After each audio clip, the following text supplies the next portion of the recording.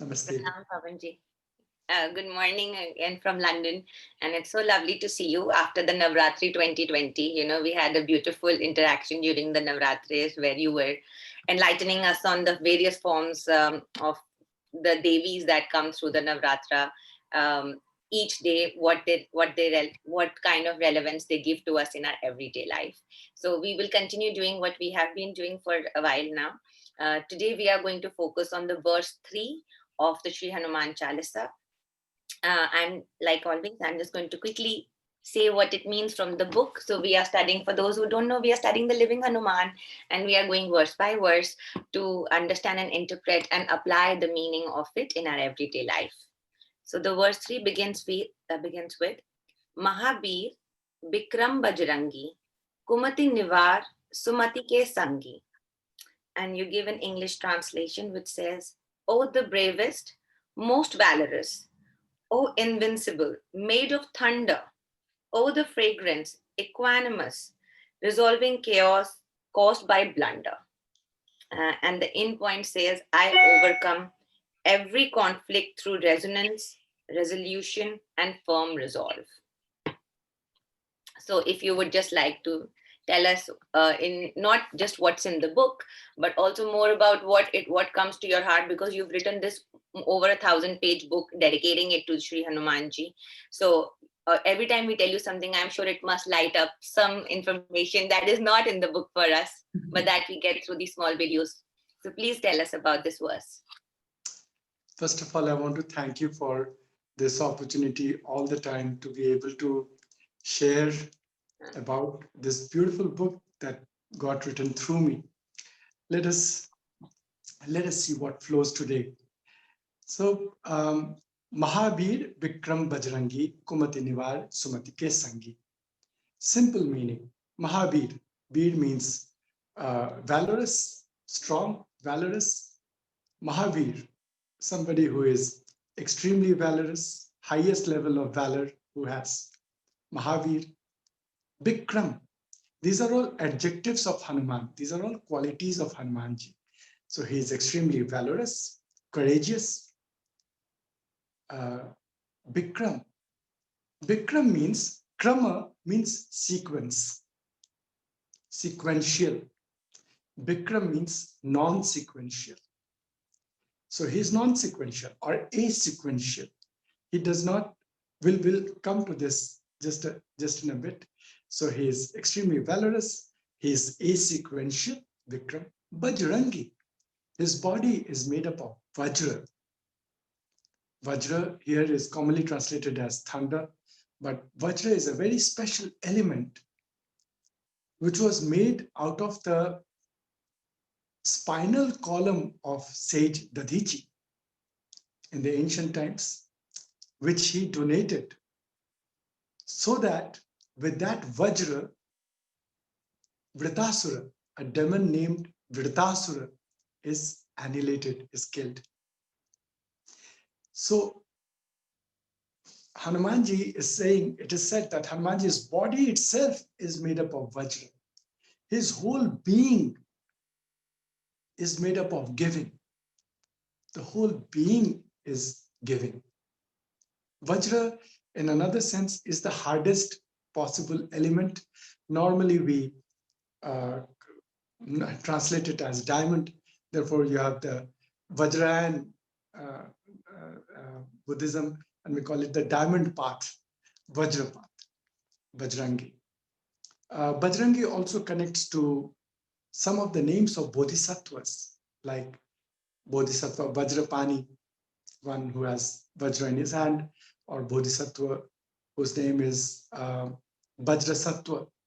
So these are other small connections going into other religious traditions or spiritual traditions where the same quality has been conceived.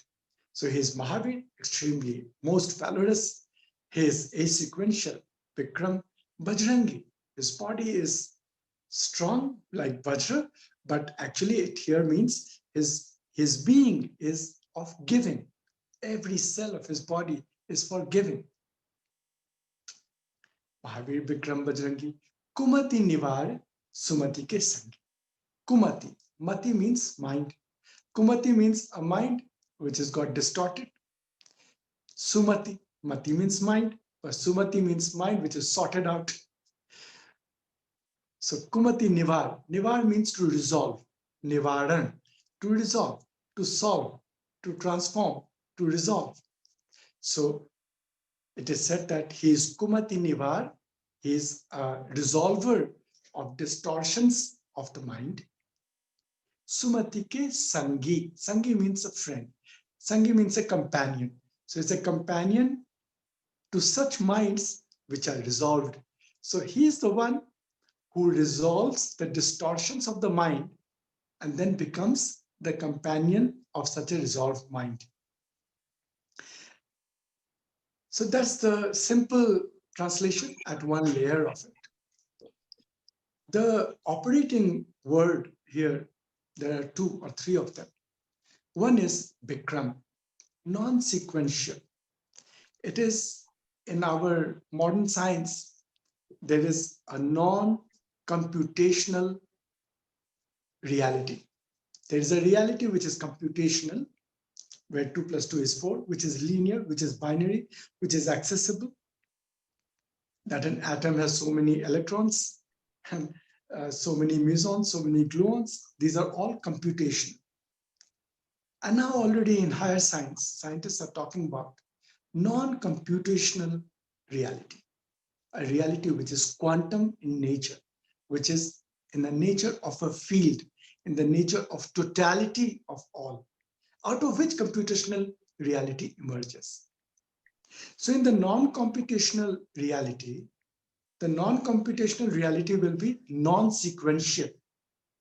So krama means, here it says, krama means cause leading to effect. The effect becomes a cause, that cause leading to another effect. But that will be krama. But bikrama will be, you can cause the cause, through the effect you will cause the cause. You go backward, or you can go any which ways. There is no backward or forward or upward or downward. There is in a moment, in that particular unique moment, everything coming together non-sequentially. It also here indicates that the question of qualification doesn't arise for grace. It is not as if you will have to do a lot or so much to get the grace of Hanuman. No, non-sequential. You might not do it, and yet you might get grace. And you might do all of that, and the result might not be grace. The grace, and grace is awareness. The awareness of the reality of a higher consciousness may not dawn upon a person who is all the time meditating, and could dawn upon a gardener who is tending to the plants in a moment like that. Those are the moments of intuition. Those are the moment of non-computational, non-sequential experiences. So here's a very beautiful insight into what Hanumanji stands for. And Bajrangi, a giver, a full-on giver. That is what he is. His whole body, he's the body of giving. He's an embodied giving. He's giving embodied, whichever way you say. So when we absorb these qualities in ourselves, courage, non-sequential thinking, just because somebody has treated me bad, that I must treat that person bad. Just because somebody has told me thank you, I must say you are welcome. If he did not say thank you, we'll say hello, what are you doing? So this kind of at a smaller level. And then Bajrangi, the attitude of giving. And finally, kumati nivāra, sumati ke saṅgi, resolution of the distortions of the mind. Much of our perceptions in a reflective state, when we review our perceptions, we find many of them are distorted by our own conditioning, by our own impressions and conditionings. So how do we remove that so that we become sumati? From kumati we become sumati. in this part where you write about sumati ke saṅgi, you write about how chitta prasadana from the yoga sutras, how that we can practice, and how it is like the first step or the landing step to practice self awareness, and also the grace of life, which is, being calm and joyful, which is what sumati really means, calm, joyful, and a pleasant state of mind. And throughout the book, I have observed that you transcend the meaning of it into several religions, into the several sutras or the scriptures that we have. And I think it gives a reader a very relaxed point of view from different angles. So I personally like, for example, the Mahābīra part, which you transcended it to by saying how the Mahāveera from Jainism, you related to that.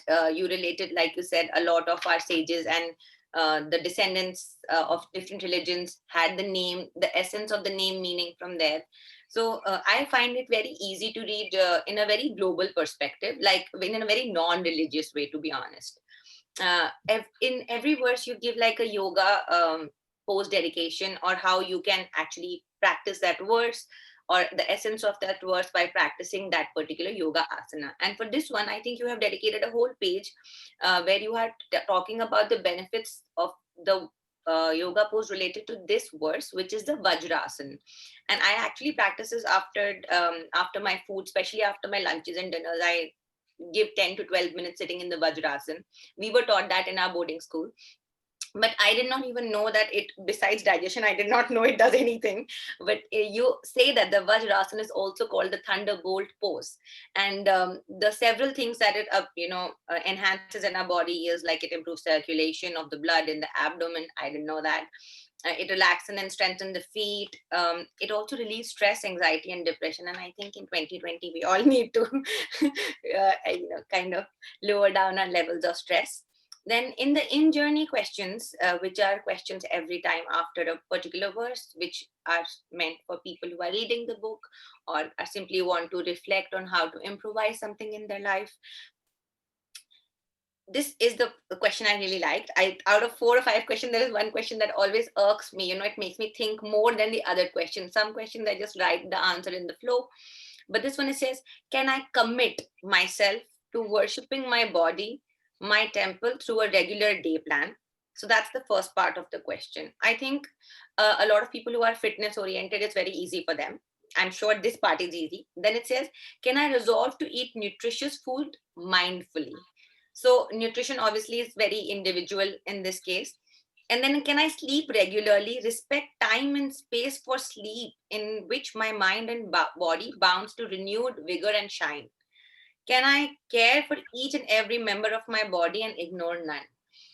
I think we have not been particularly taught to kind of emphasize that which is on the internal so much. We are constantly focused towards that which is external. So when I read this question, even though personally I would call myself a disciplinarian, I still struggle with it. What is your insight on this? Like, how do you manage it? Yes, first of all, we have to understand that what we refer to as a body, we make a very common, it's a common name, a body. But this body is comprised of 70 trillion cells. Each of them are conscious. In fact, we could name each one of them, not just call them a body, but each one of them, each of those cells have a genetic, have their own personality, each one of them. 70 trillion. And on top of that, 10 times that are the guest cells. So we as a host, 70 trillion, host 700 trillion guest cells, bacteria, fungus, viruses, all kinds of beings. So 700, so we are a colony, a live colony of 770 trillion cells. Imagine if you write how many zeros will come on a paper. The sense of that if to these 770 cell beings, I am their God, they are looking up to. Which is very true, I mean, we don't look at that perspective. So if I am unnecessarily putting an ice cream in my mouth, my sugar response is going haywire. My adrenaline is jumping off as if there is an attack. My stress hormones are going up. to realize what I'm doing to colonies and clusters and nations of cell beings just by bombing them with some sugar or some caffeine. We take a cup of coffee in the morning. The first thing we do is, most people, first cup of coffee or a morning tea is considered to be harmless. So what are we doing? Caffeine. What does caffeine do? One whip on your medulla oblongata and your sleeping horse stands up. But that whip, is that how you wake up your own medulla oblongata? Is that how you would want to wake up your cells who are probably sleeping, who will wake up in their own ways, who are anyway woken up, but your brain is not perceiving that? How would you lovingly connect with each one of these cell beings and then talk to them and say that we are all collectively a giver? First of all, each one of us is hosting 10. So we are 10 times. We are anyway doing that already. We are a giver. And then can we then 10 times or 1/10 of what we earn give to others? So all that meditation, you can call it meditation. It sounds a large, heavy word, but actually it's a self-dialogue, a self-log that I have written in this. And that is how you connect with your cells. When you don't call them cells, when you don't call them body, when you call them cell beings, when you call this a body shrine, by naming it in another way, your narrative brings about a shift in your attitude and your behavior and your actions towards your body. Absolutely. I mean, there are so many books on self-healing, and they all dedicate they dedicate to this notion by saying that how you treat your inner being, the whole being as oneness, and giving attention, focus, power to it, nurturing it as you would to do your own child. So that's a very beautiful interpretation. And we will end this by just telling the hymn meditation. The very, very one line that is like an affirmation from there is, my mind is calm, clear, and joyful. It's a beautiful hymn meditation. I love this one. I think it's the one you really would need on your quiet days when you want to reflect on the body, allowing the body to nurture as a wholesome being. And then my action point, which is the punchline, which is like the takeaway, the quick takeaway, is to transform my inner dissonances into resonance and harmony. I mean, I think all of us need it, no matter what stage of life we are at, and no matter where we are, which country or place. I think the inner dissonance is something that is so not generated from the outside. It's just within us, and to convert that into resonance and harmony for the well-being of the whole being, all the cell beings together as a conglomerate. So thank you so much. I truly loved the one because this one focused more on the body as well, and I truly enjoyed. I will now look at Vajrasan in a different perspective as well. Every time I do this, I learn so much, and I'm grateful for our learnings together. I'm truly deeply grateful for the insights you share with us, and I hope to see you again. And thank you so much, everybody, as well. Namaste. Namaste.